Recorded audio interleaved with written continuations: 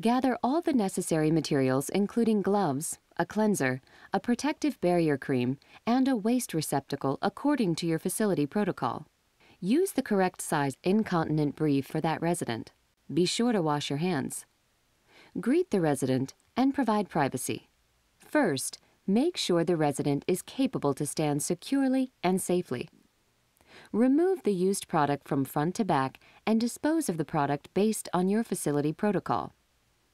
Perform proper perineal care. Open the new brief and fold it in half lengthwise with the back sheet facing out.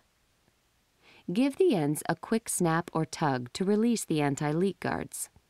While folded, insert the back panel with the tape tabs from the front to the back to reduce risk of contamination.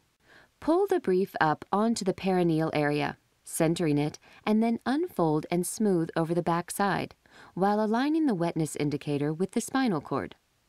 Have the individual turn to face you, then unfold and spread the front panels. For male users, point the male anatomy downward.